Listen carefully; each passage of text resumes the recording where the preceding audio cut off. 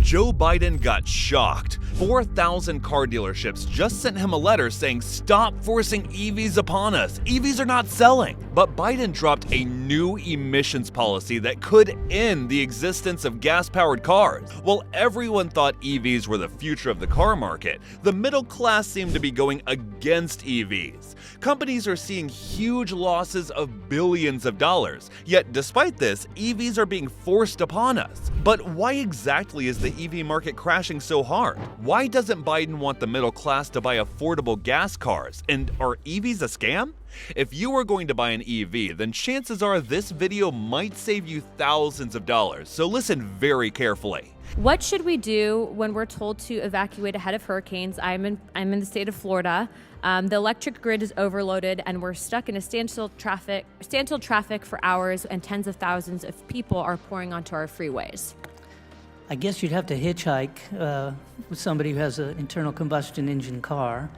I think that's why a lot of consumers are concerned right now, a little skeptical about whether an EV is the right choice for them. The government wants car makers to make more EVs, sell more EVs, and practically leave all gas cars behind. While they want you to believe EVs are cheap by offering a $7,500 rebate, the reality is far from what it seems, and no one wants you to find out. You see, EVs are not as green as they seem. These shiny new cars promise to be the future, but what about the problems everyone has been having? Hear me out. First off, an EV would cost you nearly $20,000 more on average when compared to a hybrid gas vehicle. And to offset that, you would then have to drive it for 60,000 miles. Then another problem is the range. You think 300 miles is good enough? That's what the political leaders and companies have led you to believe. Ford and Stellantis have even had to pay massive fines for falsely advertising the range. And even if you were okay with a real-world range of 200 miles, what about the people who live in remote areas?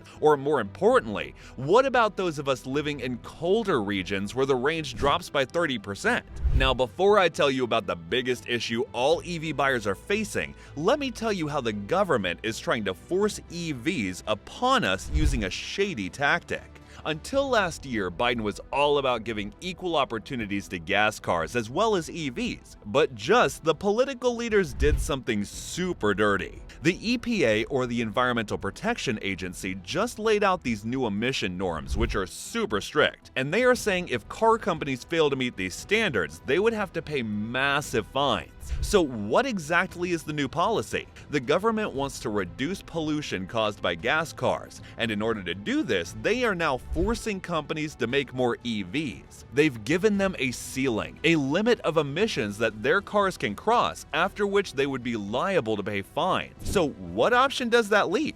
Companies making hybrids and gas cars will have to shift to all-electric cars unless they want to pay massive fines. Ford, General Motors, Mercedes, literally everyone is announcing that the end of gas cars is here. However, the Japanese like Toyota and Honda, along with luxury car makers BMW and Porsche, are planning something that might make the enthusiasts jump with joy, but more on that towards the end of this video. Now, the EPA wants to slash car pollution to such an extent that by 2032, 2/3 of all new cars sold in the US need to be electric. I mean, we're at about 7% electric cars right now. Jumping to 67% in just a decade? That's like asking someone who just learned to jog to run a marathon next week.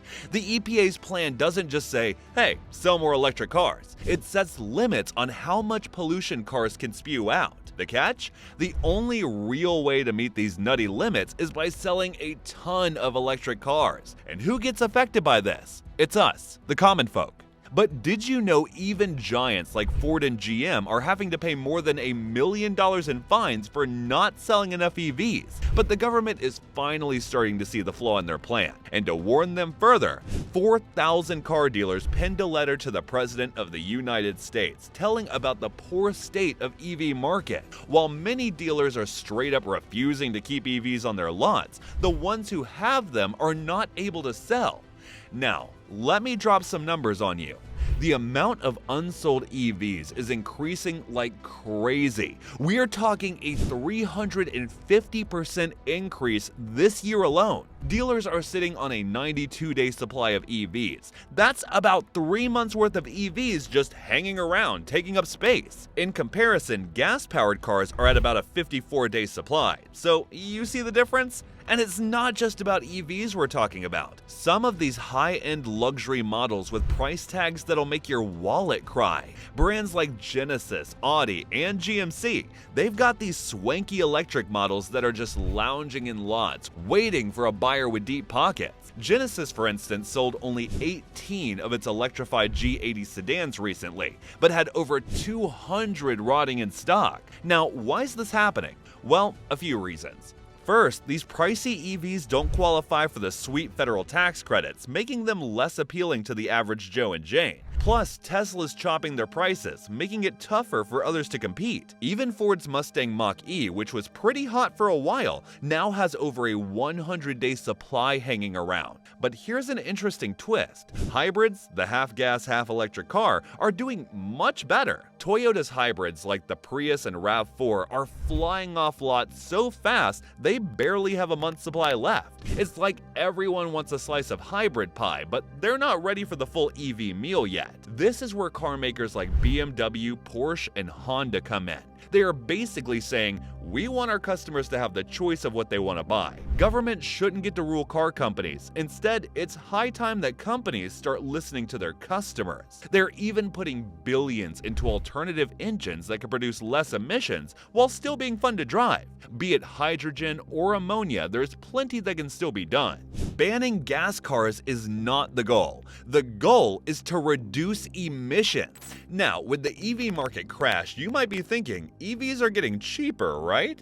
Well, yes and no. Prices have dropped a bit, sure, but we're still talking about cars that are way out of reach for a lot of people. The average EV price needs to hit somewhere between $25,000 to $35,000 to really appeal to typical car buyers. Right now, they're hovering around the $50,000 mark, which is still a pretty penny. If you want to save your thousands, your best bet would be to wait until the second quarter of 2024 before buying a car. We're going to be seeing around 10 new EV launches under $30,000 by then. Let me know in the comments if you want a video on that. So all in all, Biden's administration is caught between a rock and a hard place. On one side, they've got the environmental goals and the push for cleaner energy. On the other, there are groups like these car dealers and other industry players saying, slow down, this isn't working. Car dealers are like the early warning system of the automotive industry.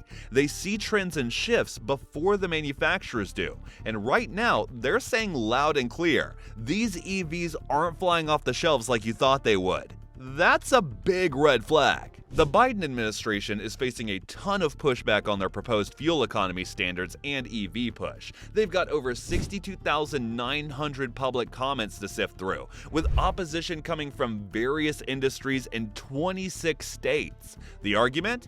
This new emission policy could jack up consumer costs and put a massive strain on U.S. businesses. Big automakers like Stellantis and Ford are sounding the alarm. They're looking at potentially massive civil penalties under the new rules. Ford's saying they could be hit with a $1 billion penalty. That's a huge chunk of change that could be used for other things like transitioning to EVs or paying workers. There are also worries about the power grid and the supply chain. Can our current grid even handle a massive influx of EVs? And what about the supply chains for making these EVs? A lot of materials come from geopolitical rivals like China, and that's a whole other can of worms. So what do you think? Is the government pushing EVs too hard? Let me know in the comments below. I just uploaded another video revealing something that could hurt the entire industry, so be sure to check out my channel for that.